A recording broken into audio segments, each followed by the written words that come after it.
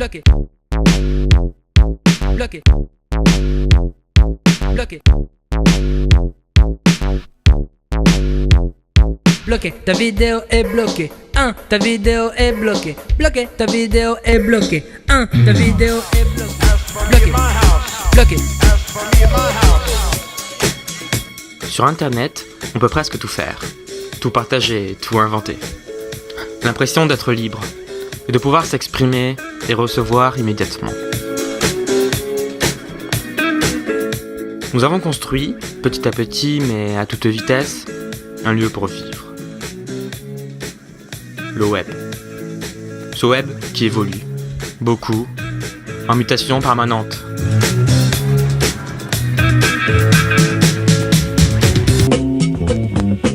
Mais il risque de changer brutalement à cause de la prochaine directive sur le droit d'auteur de la Commission des affaires juridiques du Parlement européen. Mais certaines structures se mobilisent contre cette réforme telle qu'elle se présente aujourd'hui.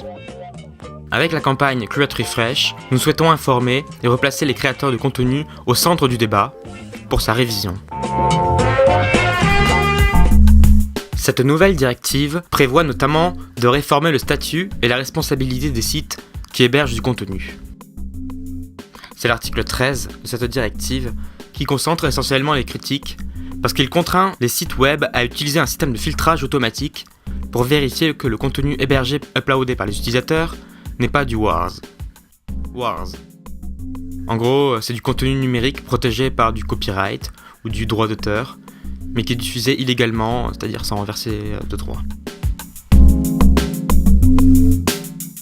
C'est qu'il prévoit de généraliser à toutes les plateformes comme Facebook, Twitter, Dailymotion, quelque chose qui existe déjà sur YouTube. C'est un petit robot qui examine que dans toutes vos publications, il n'y ait pas un petit bout de musique ou un petit bout d'image qui soit justiciable du copyright. Jusqu'à aujourd'hui, les plateformes qui hébergeaient du contenu protégé, uploadé par des utilisateurs, s'exposaient aux sanctions, dans le cas seulement où elles n'intervenaient pas en faveur de l'ayant droit. Depuis la directive de l'Union européenne sur le e-commerce de 2000, elles étaient définies par un statut d'hébergeur.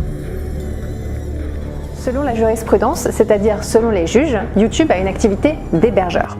Ce qui lui permet de ne pas voir sa responsabilité engagée trop facilement. Mais quand même. On parle ici de responsabilité allégée. Elle est définie par la loi pour la confiance dans l'économie numérique. Concrètement, YouTube peut être tenu pour responsable s'il n'a pas retiré un contenu qu'il sait être manifestement illicite. La nouvelle directive de l'Union européenne vise, cette année, après divers problèmes de justice, à clarifier pour elle la définition d'un statut plus proche de celui d'un diffuseur. Et ce robot sur YouTube, il a déjà fait plein de ravages. C'est pour ça que quand vous cliquez sur des vidéos que vous voulez voir, par moment vous voyez un écran noir qui vous dit quack, c'est censuré. Donc ils veulent le généraliser à toutes les plateformes pour encore restreindre le droit des internautes à poster le contenu qu'ils veulent et même à créer le leur. En tant que diffuseur de contenu, qui vend déjà le contenu des utilisateurs aux annonceurs, les plateformes seront désormais considérées comme responsables pénalement de la nature de la publication et du contenu, à partir du moment où c'est uploadé et accessible au public. Si les plateformes deviennent responsables dès la publication, elles doivent obligatoirement contrôler l'origine du contenu. Cette tâche peut être effectuée uniquement par du personnel rémunéré par la plateforme, mais en fait, c'est pas efficace, à cause du volume trop dense des publications. Ça coûte bien trop cher, ça ne fonctionne pas.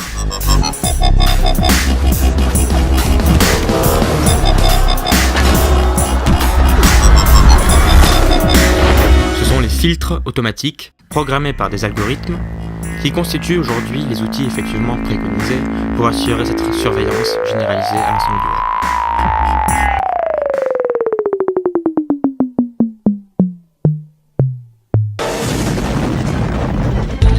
Il y a des plateformes qui appliquent déjà leur propre système de politique de droit d'auteur. Et même qui utilisent déjà ces filtres automatiques. Même s'ils n'étaient pas obligés légalement, ce sont les ayants droit qui les ont poussés à prendre des mesures plus efficaces de traitement du contenu. Facebook, YouTube, Dailymotion ont déjà leur système de filtrage automatique. Mais il y a d'autres plateformes qui sont plus laxistes, moins regardantes en termes de contrôle de contenu protégé. Elles attendent que des ayants droit portent plainte contre un contenu hébergé sur leur serveur. En attendant, celui-ci est bien sûr accessible et disponible au public. Et certaines en profitent donc pour faire leurs bénéfices sur ce service.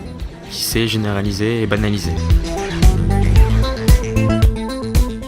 Ces plateformes-là, elles proposent donc un service de téléchargement et de streaming utilisé par les internautes pour consommer gratuitement des films, des séries, des livres, télécharger des jeux et des logiciels gratuitement. La première plateforme, c'était Megaupload, Megavideo, jusqu'à leur fermeture qui a fait beaucoup de bruit en 2012 par la justice des États-Unis. Parfois d'autres plateformes ferment, mais aujourd'hui on a toujours Uptobox, OneFichier, TurboBit, RapidGator et bien d'autres. Certains internautes nourrissent donc un système de partage de contenu et d'œuvres hébergées grâce à ces plateformes pour tirer profit d'une monétisation par exemple, ou bien juste par idéologie libertaire. Les liens vers ces téléchargements sont référencés dans les sites et les forums dits de Wars, comme Zone Téléchargement, LibertyVF, PapiStream, AlloStreaming et beaucoup d'autres. C'est sous prétexte de lutter contre ce système de piratage par les liens de téléchargement direct que la directive européenne souhaite imposer le système de filtre automatique à l'ensemble du web.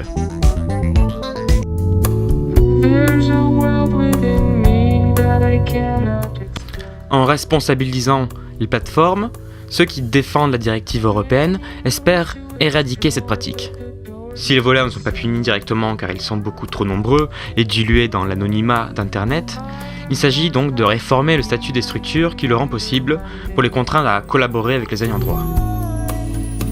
En transformant les plateformes en diffuseurs, la directive vise à appliquer le vieux modèle de protection des droits d'auteur sur un espace où c'était incompatible, car la création, le partage et la gratuité étaient des principes fondamentaux.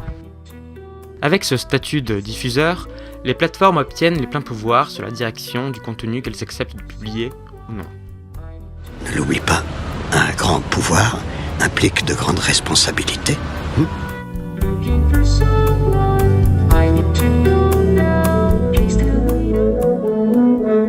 Dans un contexte où quelques plateformes majeures concentrent le contenu des internautes, c'est tout un pan de la création numérique qui est menacé.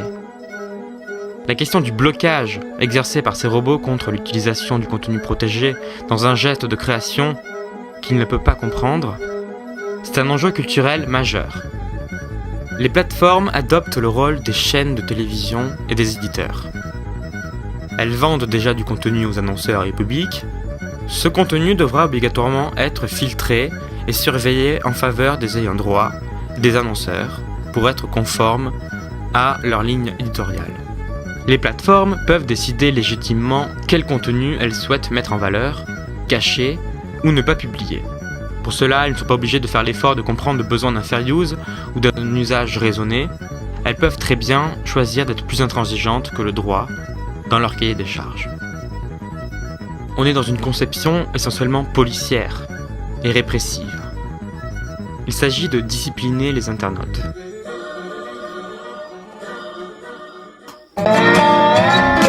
Tu vois, les internautes copient leurs CD sur leur disque dur, tu les télécharges gratos et tu les écoutes sur ton ordinateur. C'est super cool, on va prendre du Metallica, un peu de Stevie Wonder. Kenny a raison, on télécharge du Pantera aussi. Pantera. Waouh, avoir de la musique à l'œil, c'est génial. Mais c'est quoi ce bordel? Je sais rien, je vais voir. Main en l'air, FBI! Au geste! Au geste! Vite, mettez-leur les menottes! Tango Leader, ici Fox Bravo, les suspects ont été arrêtés. Go, go, go, go, go, go!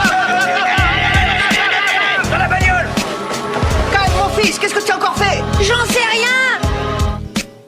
Les plateformes doivent désormais contrôler eux-mêmes leur contenu, le bloquer et censurer légitimement s'ils détectent qu'il est protégé ou qu'il ne respecte pas les mœurs favorables aux annonceurs. Et si je vous disais que même les quartiers les plus dangereux de notre pays pourraient être totalement sécurisés? C'est fantastique de voir des machines américaines faire régner la paix hors de nos frontières. Alors pourquoi ne pouvons-nous pas utiliser ces mêmes machines ici, chez nous? C'est un mécanisme similaire à celui de la lutte contre le terrorisme aujourd'hui. Tout le monde est soupçonnable d'être terroriste, d'avoir une bombe dans son sac. Donc on va surveiller et fouiller tout le monde à l'entrée des magasins. C'est une paranoïa collective alimentée par les médias qui conduit les passions pro-sécuritaires, la multiplication des milices et l'illusion de son efficacité contre le but initial. En fait, ce sont d'abord les civils et les innocents qui payent les conséquences de la privation de liberté. Il faudrait surveiller tous les criminels en puissance, comme il faudrait empêcher tous les pirates potentiels. Pour cela, on surveille tout le monde, en faisant croire que c'est la seule alternative efficace pour préserver les conditions de l'ancien monde. Cela sans mettre en perspective les biais du système actuel, et sans même considérer les causes sociologiques d'un phénomène. Aucune excuse ne doit être cherchée. Aucune excuse. Aucune excuse sociale, sociologique et culturelle. La dynamique engagée consiste dans l'abandon de certaines libertés fondamentales au profit de l'idéologie sécuritaire des propriétaires lucratifs. Est-ce que c'est pas le moment de dire que le problème, c'est celui de ceux qui se gavent, c'est celui de ceux qui se gavent, c'est celui de ceux qui se gavent. Posé comme d'habitude, c'est de la poudre de perlimpinpin. Perlimpinpin. Perlimpinpin. Perlimpinpin.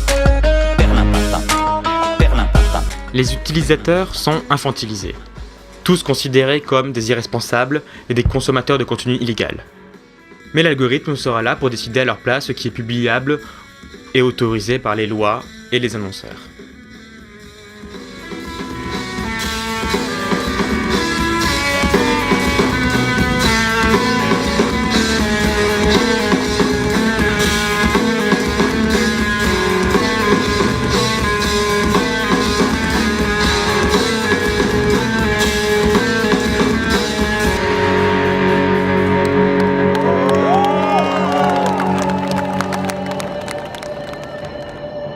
Les algorithmes et les filtres automatiques encouragent la surveillance et la censure du web.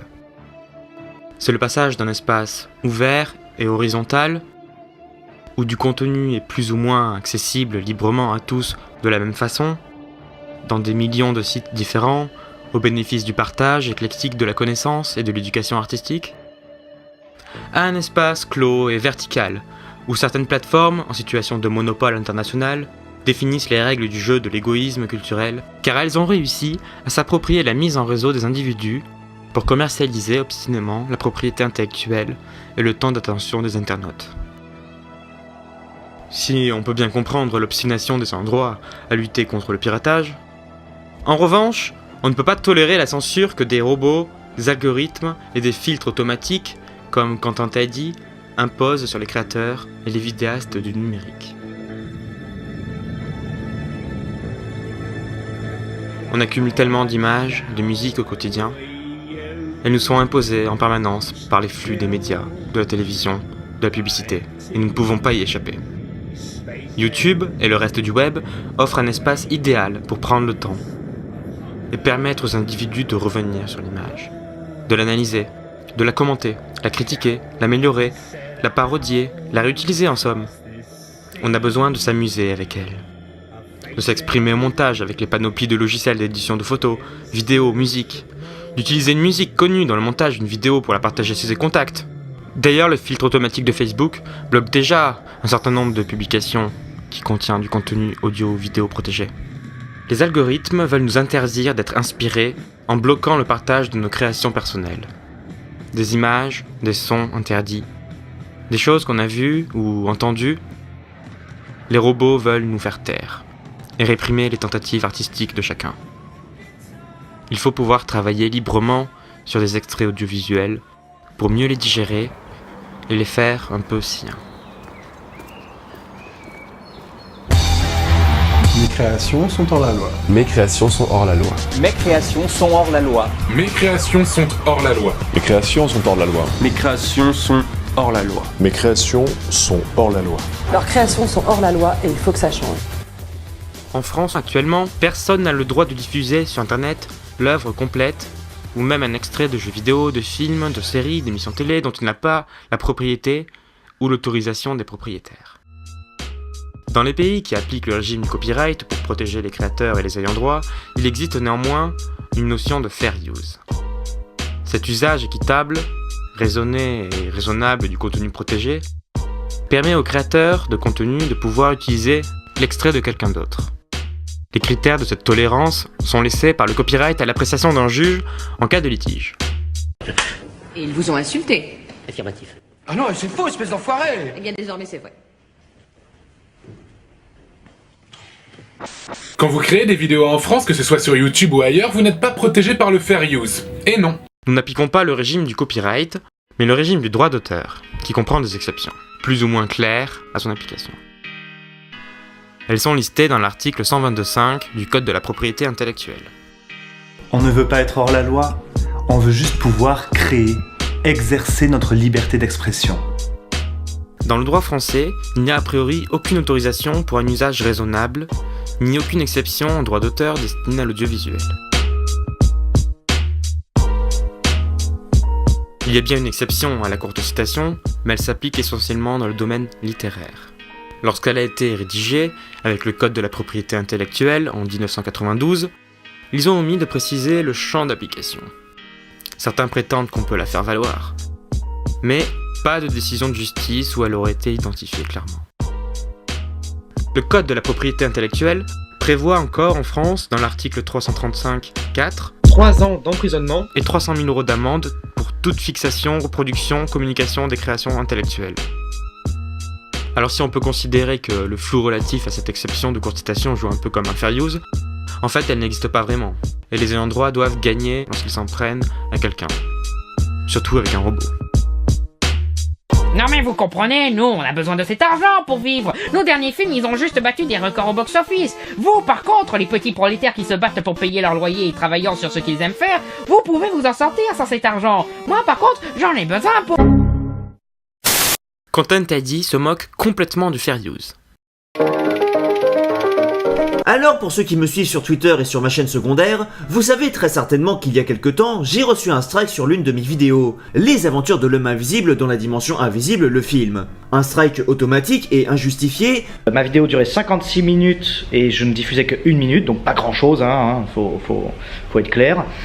Et donc ils m'ont dit que ma vidéo était interdite dans le monde entier. Actif depuis 2008, il a déjà connu de nombreuses mises à jour, dont l'impact fut graduellement néfaste sur les créateurs de contenu, et dont certains racontent et témoignent leur expérience de blocage, de strike, de monétisation, de suppression de chaînes. J'attrape un cancer. Le cancer est là, le cancer est là, le cancer est là, le cancer est là. C'est impossible. YouTube me censure. Non. Content ID permet en effet à certains ayants droit de référencer le contenu qu'ils souhaitent protéger dans les bases de données de la filiale de Google. Leur catalogue de musique, images, films, émissions télé et toute œuvre audible et ou visible dont ils sont mandataires. Ils peuvent déposer l'intégralité de leur catalogue et n'ont désormais plus qu'à attendre que ça se passe. Que le robot repère quelque part un lien dans la vidéo uploadée par un autre utilisateur. Les ayants droit n'ont plus qu'à choisir la sanction. C'est génial, en plus ça leur apporte de l'argent.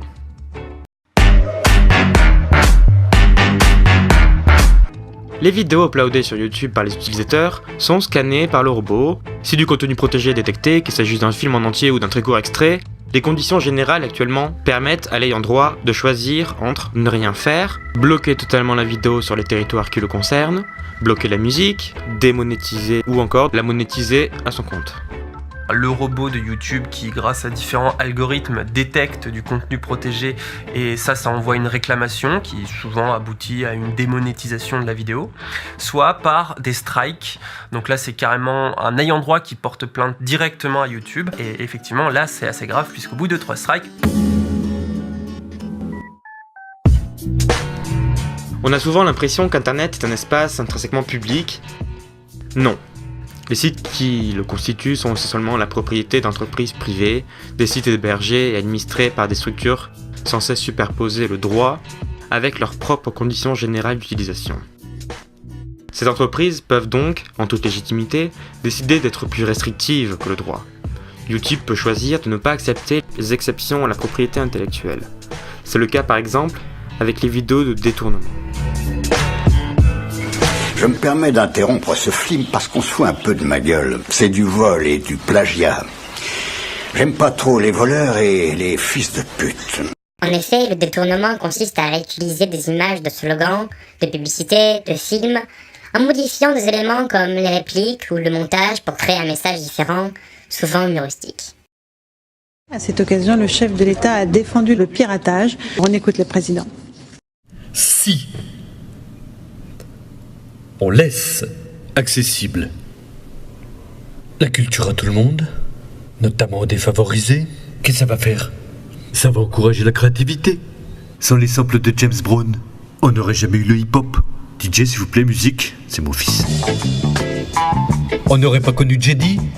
Et si la jeunesse UMP avait respecté les droits d'auteur, on n'aurait jamais eu le lip dub. Ah bah ça aurait été dommage. Oui, il y avait un copyright, ils n'avaient pas demandé l'autorisation. Ah, vous saviez pas? Et alors ils auraient pas dû le faire? Sous prétexte qu'ils n'avaient pas les droits. Et on dit Warhol, il s'est pas cassé le cul, il a remixé la Joconde. Et alors? L'art se nourrit de l'art. Cette forme d'art, théorisée notamment par l'international situationniste, est bannie par le fonctionnement de Content ID, incapable de distinguer la légalité et la légitimité du geste artistique. On s'approche là du paradoxe de la politique des droits d'auteur sur YouTube. En fait, l'outil principal de protection des auteurs mis en place par YouTube s'exécute au détriment du processus de création propre justement à cette plateforme et à la philosophie globale des créateurs numériques. Nous, ce qu'on fait, c'est plus comme sur Wikipédia, si vous voulez. Nous, notre rôle, c'est de vous mettre à disposition du savoir qu'on n'a pas produit nous-mêmes, mais dont on vous donne quelques sources quand même. Voilà, on vous dit quand même d'où ça vient, et on vous les choisit, on sélectionne, on essaie de donner un peu du sens en fonction d'un message, d'une idée qu'on a envie de vous faire passer. C'est ce qu'on fait à peu près tous les gens là ce soir. Le slogan de YouTube, Broadcast Yourself, qui invitait à l'origine tout le monde à une philosophie du do-it-yourself, se vide de sa substance à cause des filtres et blocages automatiques de contenu.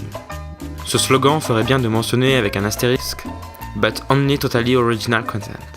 De plus en plus d'ayants droit ou leurs représentants se manifestent sur du contenu que j'ai posté il y a plusieurs mois, voire plusieurs années. Bon, c'est injuste, sachant que depuis un moment maintenant, je prends toujours soin d'uploader mes vidéos en avance en privé, afin de vérifier s'il n'y a pas une réclamation. Quand je vois que ce n'est pas le cas, c'est bon, je la mets en ligne, ou sinon j'édite mon fichier en changeant la musique ou en la coupant, et je re-upload. Tu bosses une vidéo pendant des heures, que tu modifies ensuite pour qu'elle passe sur YouTube, ce qui est déjà assez embêtant, et bim, plusieurs mois après, tu te prends un strike ou tu te fais couper le son de ta vidéo. Tout est automatisé, et les algorithmes donc ne font pas de compromis. Matrix, iRobot, l'homme bicentenaire, Asimov, tout ça, ça y est. En fait, Content ID n'est pas prévu pour protéger les vrais auteurs. C'est un contresens inhérent au discours des ayants droit qui veulent rendre légitime leur conception répressive. Le robot existe avant tout pour protéger les investisseurs et les grosses sociétés de production et de diffusion contre ceux qui partagent librement et gratuitement leur contenu protégé, ou une partie. Les créateurs de contenu sur YouTube sont pour la grosse majorité des amateurs et des passionnés, et même ceux qui se professionnalisent le font de façon autonome, car seule une faible minorité fait vraiment fortune avec la monétisation et le do-it-yourself. Pirater des jeux, c'est mal. Mais pirater des gens qui font des vidéos sur internet, c'est encore plus mal. Oui, parce que c'est nous. Les créateurs de contenu n'ont, pour la grosse majorité, ni le temps, ni les moyens financiers, ni même les connaissances juridiques pour demander systématiquement et obtenir le droit d'utiliser une image ou un son, surtout à l'intérieur d'une vidéo qui en contient plusieurs d'origines différentes. Regardez la mienne, ce n'est pas réalisable. Pourtant, la création musicale et audiovisuelle contemporaine, permise par les outils numériques, s'est développée autour d'un large champ artistique et culturel défini par le partage et le mélange des images et de sons. Depuis toujours, je fais mes propres vidéos, des critiques, des analyses, des sketchs, des parodies et même mes propres histoires. Oui, j'utilise des extraits de films et des musiques sous copyright, mais je crée autre chose en utilisant ces extraits. Une analyse, une documentation, une parodie, même un montage musical, bref, j'en fais ma propre vidéo. C'est toute une gamme d'œuvres différentes, intéressantes et reconnues par les communautés des internautes. Des mashups, samples, jingles, remix, mèmes, citations, vulgarisation, critiques, analyses de films, de séries, d'émissions télé, de jeux vidéo, les let's play. Toutes ces formes de création sont menacées. Et les conditions d'utilisation de YouTube imposent arbitrairement un système punitif très sévère. L'accusé pourrait perdre sa vidéo, son compte YouTube tout entier et ses revenus dans leur intégralité, et celui qui a fait une fausse accusation, il le risque rien du tout. Ouais, il n'y a aucune punition pour ceux qui abuseraient de ce système. YouTube permet à n'importe qui de détruire et de voler le travail d'un autre. C'est genre exactement ce que le copyright est censé empêcher.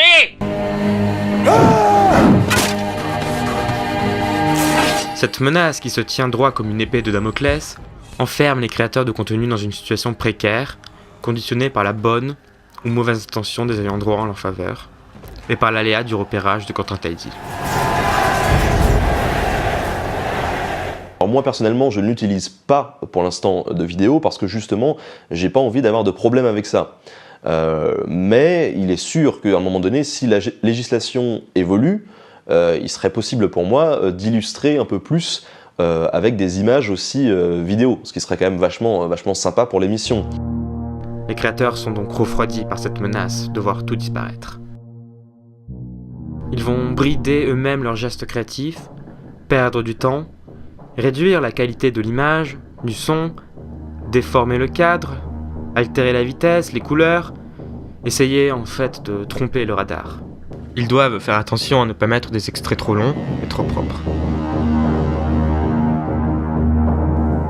Les chaînes YouTube de vidéastes qui traitent de cinéma sont particulièrement concernées par les problèmes de filtrage du Content ID. Ils sont en effet obligés de ruser et de modifier les images. Et c'est dommage lorsqu'elles sont justement le sujet d'une analyse et de commentaires. Sinon, ils doivent juste se contenter de parler face à la caméra. Hey, bienvenue pour un nouveau test. Aujourd'hui, on va tester le dernier jeu qui est sorti. Et ben, c'est trop cool, là, j'ai déjà lancé. Et vous pouvez écouter la musique. Oh ouais non, c'est trop classe. Ils ont mis des super tubes vachement bien. Qui est... Bon, là je peux pas le mettre, mais bon, voilà, c'est trop cool. Et là, bon, alors les graphismes, je vais vous raconter du coup. C'est super. On voit les USA grand. Voilà, j'ai pété le truc. Attends, donc là je tire et on remarque que la prise en main est vachement bien. Bonjour tout le monde, nous allons parler dans ce vlog des nouvelles aventures de Spirou et Fantasio réalisées par Alexandre Coffre. Attention, même les images de l'affiche d'un film peuvent déclencher Content ID. C'est aussi vicieux parce qu'ils te considèrent les miniatures que tu fais sur tes vidéos comme exactement du même cas que ta vidéo même. Donc des fois tu as fait juste un écran noir avec ton commentaire, et si tu as mis l'affiche dans ta miniature, tu peux te faire striker. Et j'ai été striké pour une affiche, c'était celle de Dallas Buyers Club, qui est un film indépendant américain avec McConaughey. Je me suis fait striker, hein, c'est pas un petit truc. Hein. Oui, c'est un avertissement lourd, au bout de 3 tu meurs. J'ai aussi eu des screenshots pour les bandes annonces de films. On a certains films qui sont plus sensibles que d'autres, certains ayant droit plus voraces.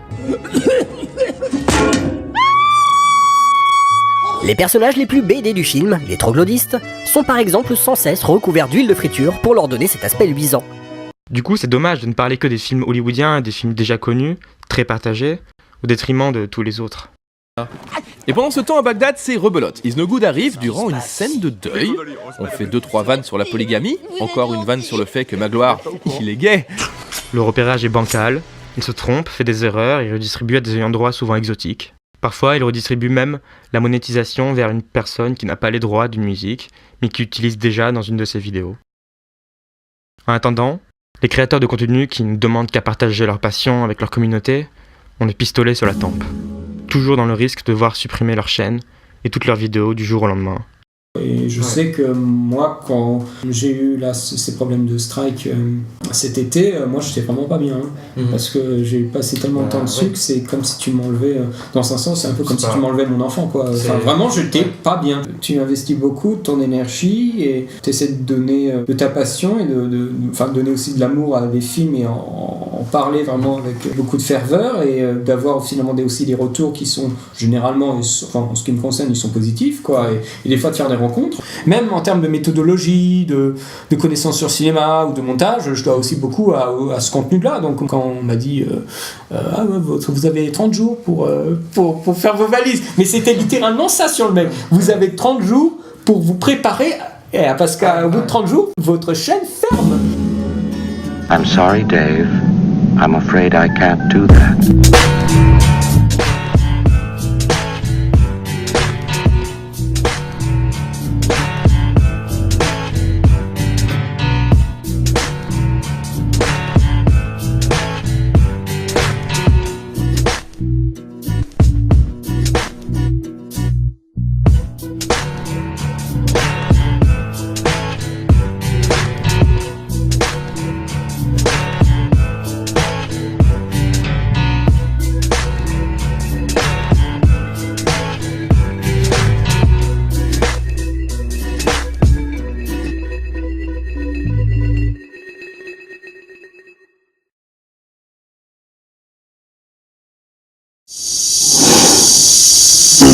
Thank you.